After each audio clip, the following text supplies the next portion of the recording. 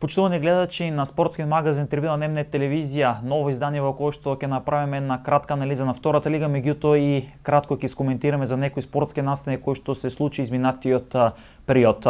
Она што знаете дека овој викенд се играат последните надпревари и од првата и од втората македонска фудбалска лига, меѓутоа имаме една промена кога се во прашање игрување на надпреварите од последното коло, така да тоа значи дека надпреварите од последното 30-то коло на втората лига наместо стандардно во сабота ќе бидат одиграни во недела со почеток од 17 часот, додека пак надпреварите од последното 33-то коло на првата македонска фудбалска лига ќе се одиграат во сабота. Причината за промена на овој термин доаѓа поради тоа што веќе во среда ќе биде одигран купот на Македонија, финалето помеѓу Вардар и Струга Тримулум, и од таа причина доаѓа ова промена. Тоа значи дека ете уште еднаш во сабота ќе се играат надпреварите од последното 33-то коло, додека пак во недела на програмата ќе бидат надпреварите од последното 30-то коло на втората македонска фудбалска лига.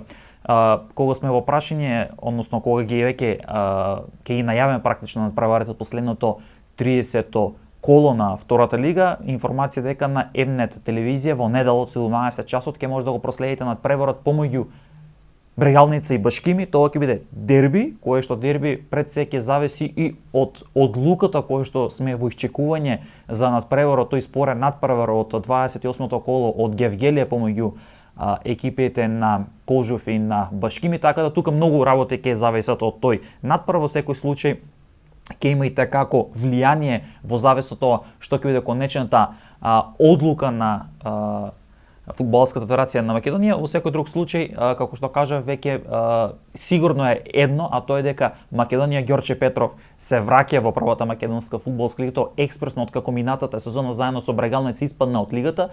Лововите од Ѓорче, предводени Бобан Гранчаров, сега ќе бидат дел од елитата веќе од следната сезона.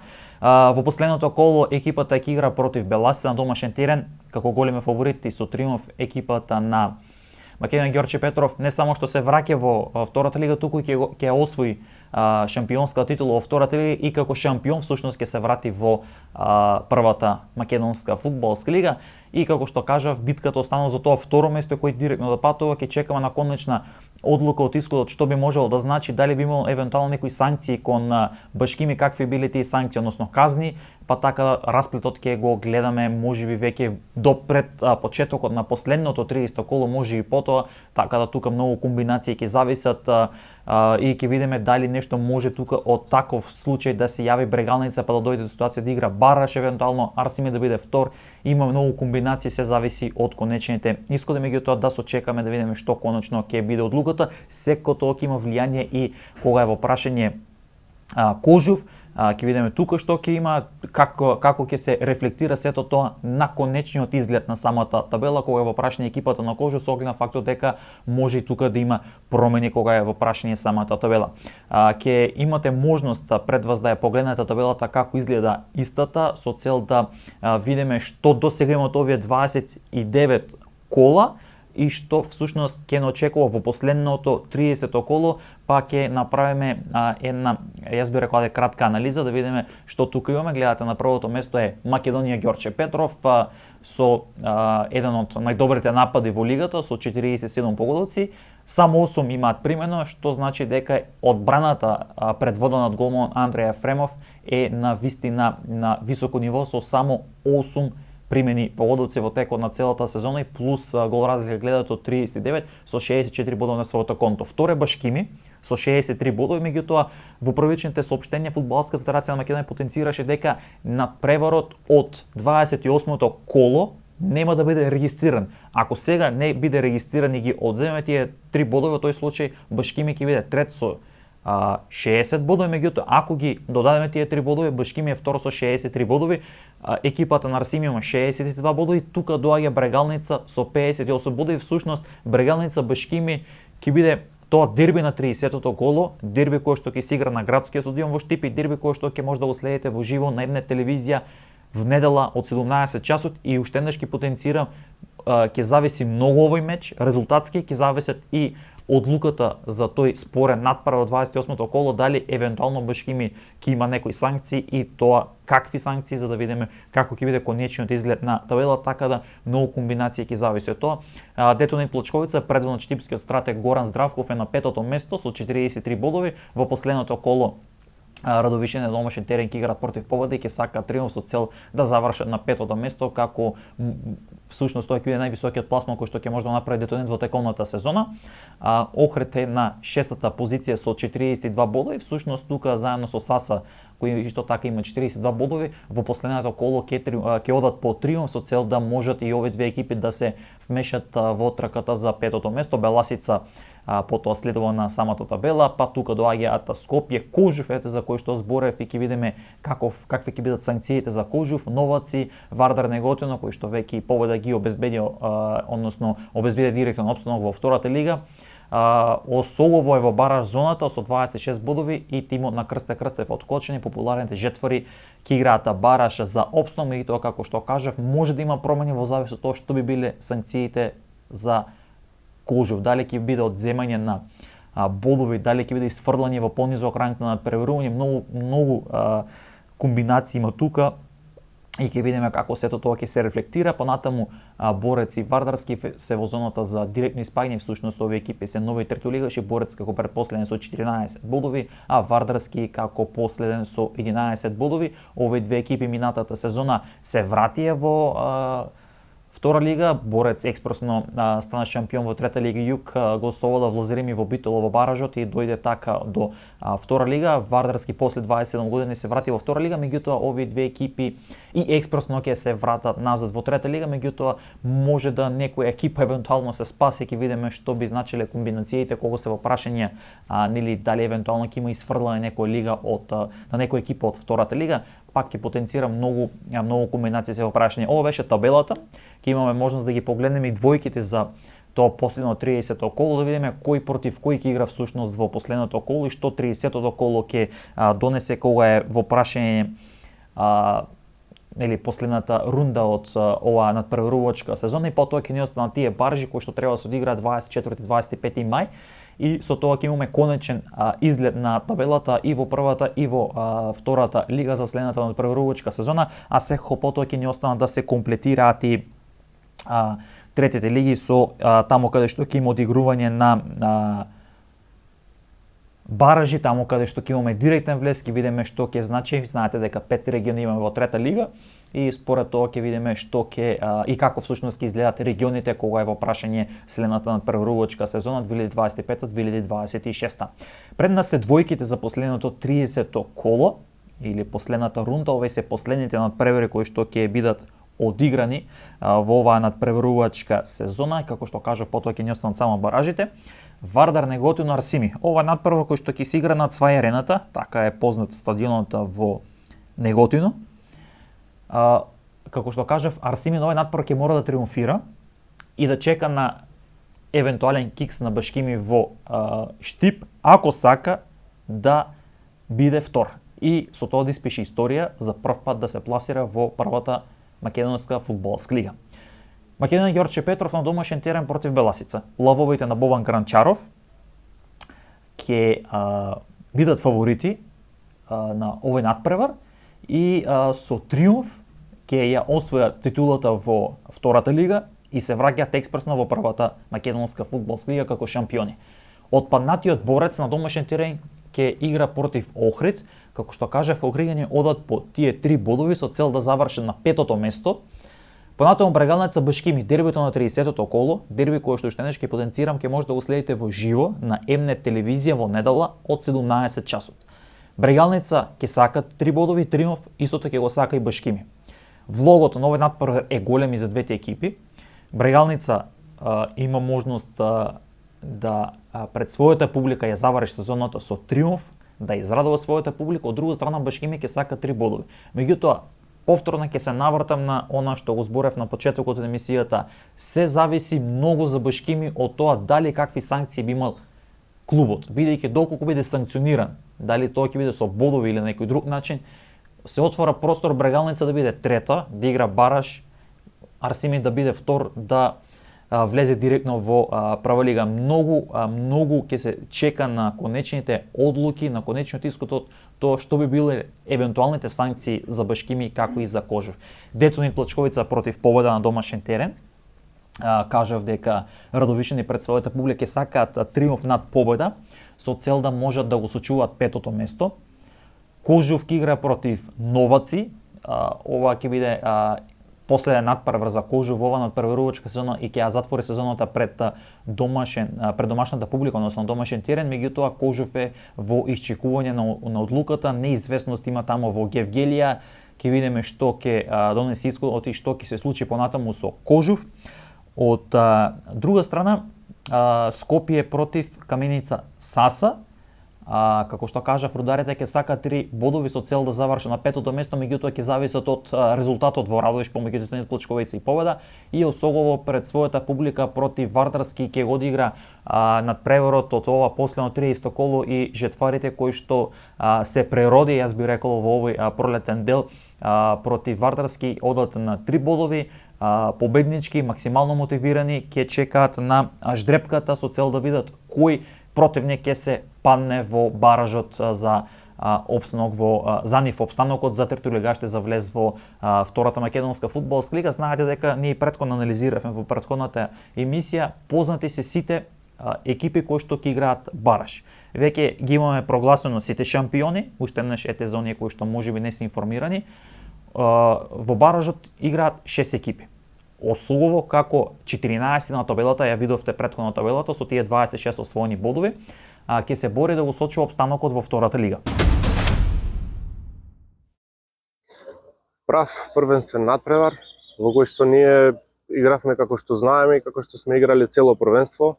Се осмелувам да го кажам тоа, без разлика што игравме против Македонија Ѓорче Петров, екипа која што е прва на табелата, ние сме втори. Доминиравме цел надпревар, изигравме како што знаеме, уште еднаш ќе кажам, имавме многу шанси, многу прилики, имавме многу посетна топка, цело време надпреварот се играше во наша трета зона или во нивна прва зона, цело време игравме тоа што знаеме најдобро да го правиме, меѓутоа понекогаш и со добра игра не победуваш. Ѓорче беше дојдена од почетокот, се гледаше дека играше на 0. Но задоволни сме од нашите играчи, задоволни сме од тоа што го зацртавме. Не е лошо, битно е дербито да го победиш, ама е уште побитно и да не го загубиш. По тој принцип ние игравме на овој надпревар и сега се ќе се решава на последното коло. Ние играме против Вардар Неготино, како што кажавте вие. И без разлика што ќе одлучи Фудбалската федерација во врска со случајот Башкими Кожев Башкими, ние ќе одиме против Вардар Неготино да се ја завршиме нашата работа и дај Боже на бидната недела да се радуваме на успех и пласман во прва лига, кој што мислам според играта, според целото првенство, според тоа што го имаме прикажано, се осмелувам надвор од мојата скромност, ние го заслужуваме тоа и мислам дека на крајот ќе го добиеме. Сега имам уште 5 екипи кои што се во трета лига. Слога Виница знаете дека стана шампион во трета лига исто, ќе издоминира таа сезона, па тимот на штипскиот стратег Емил Грнев ќе игра бараш за влез во втора лига. Понатаму Шкенди од Терачиново со доминантна сезона во трета лига Север стана шампион. Истото така дојде до шампионска титула и екипата на Тетекс, што фарите од Тетово минатата сезона испадна од втората лига, меѓутоа експресно би можеле да се вратат, затоа што Тетекс стана шампион во трета лига Запад.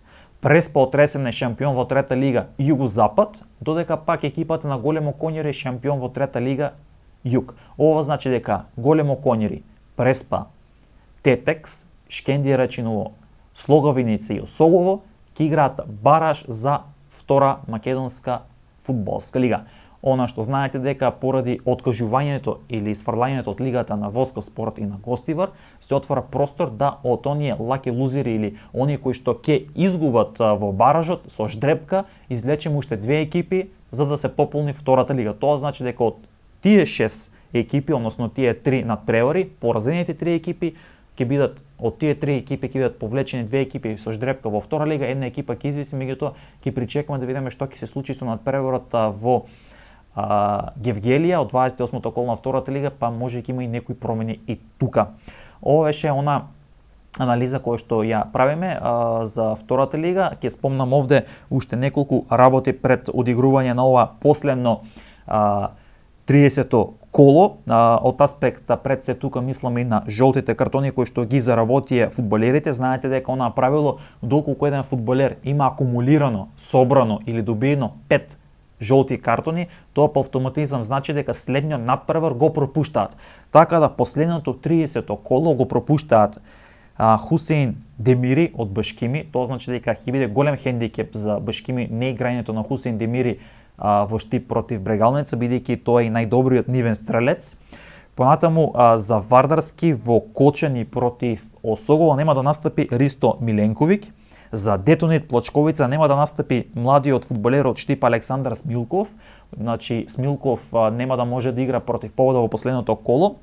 За Саса двајца клучни играчи нема да може да настапат на последниот надпревар против Скопје во Автокоманда.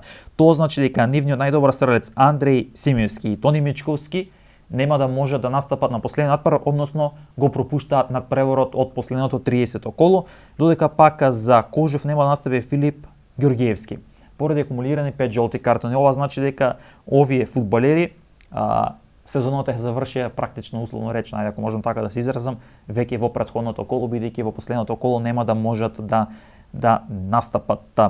И сега, кога е во прашање пак од друга страна листата на најдобри стрелци, тука останало на како и во претходните неколку кола, Арбин Рамадани од Расими и Симеон Христов од Македонија, Ѓорче Петров со по 18 погодоци. Христов беше најдобар стрелец во текот на целата сезона, меѓутоа на последните неколку кола поради повреда пропушти неколку надпревари, а тоа го искористи Рамадани кој што погодуваше и така успеа да се израмни на листата на најдобри стрелци. Ова значи дека двајцата фудбалери имаат по 18 погодоци.